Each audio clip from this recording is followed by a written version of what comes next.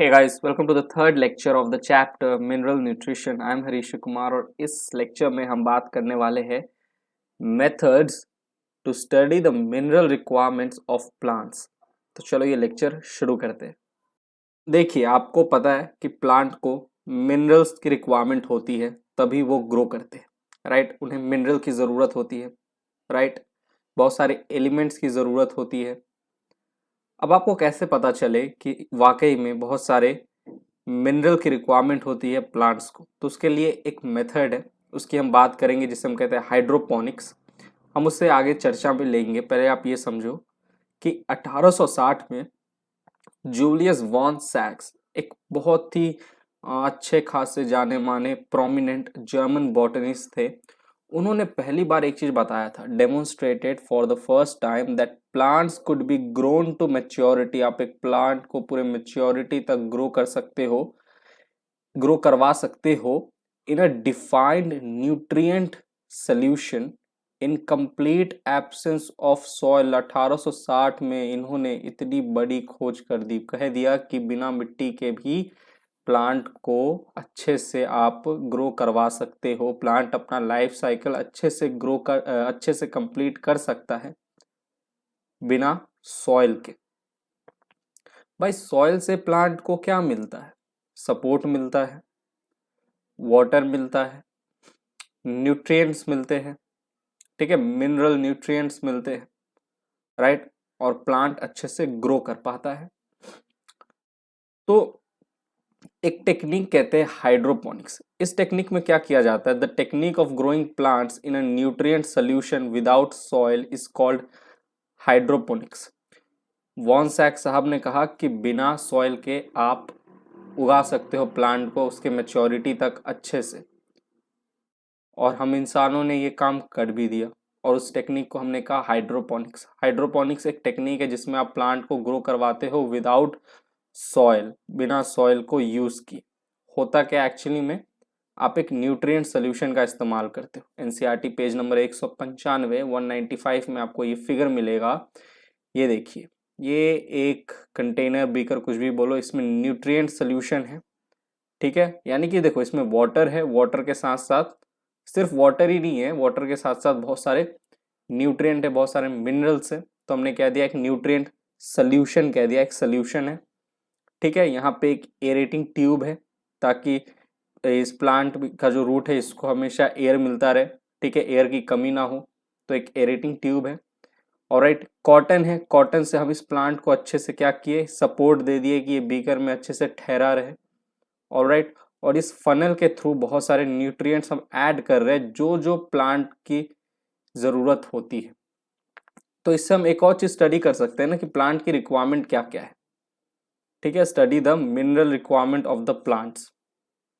आपने स्टडी कर लिया कि एक प्लांट में क्या क्या मिनरल की रिक्वायरमेंट है, और आप फिर इस सोल्यूशन में उस न्यूट्रिएंट को, उस मिनरल को ऐड करते जाओ।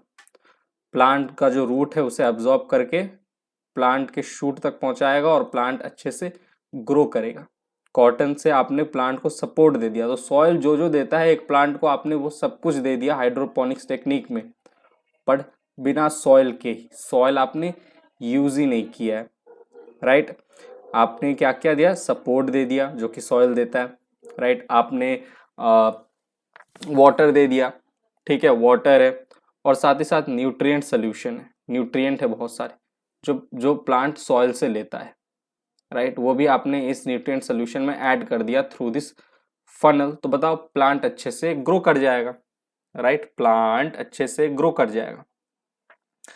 Hydroponics has been successfully employed as a technique for the commercial production of vegetables like tomato, seedless cucumber and lettuce। ये एनसीईआरटी का डेटा है, आपको याद रखना है कि हाइड्रोपोनिक्स टेक्निक का यूज करके हम मास लेवल पे कमर्शियल प्रोडक्शन करते हैं टोमेटो, सीडलेस क्यूकम्बर और लेटिस का। देखो, ऐसे एक एक सेटअप रहता है इंडस्ट्री में, ठीक है। यहाँ पे बहुत सारे ऐसे प्लांट है, देखो जूम करके दिखाया गया है, ठीक है। और यहाँ पे एक पाइप टाइप रहता है, इसमें हमेशा 24/7 न्यूट्रिएंट सोल्यूशन जो है इस पंप के थ्रू यहाँ से ऐसे भेजा जाता है न्यूट्रिएंट सोल्यूशन इस पाइप के अंदर, और इसमें 24/7 न्यूट्रिएंट सोल्यूशन अवेलेबल रहता है।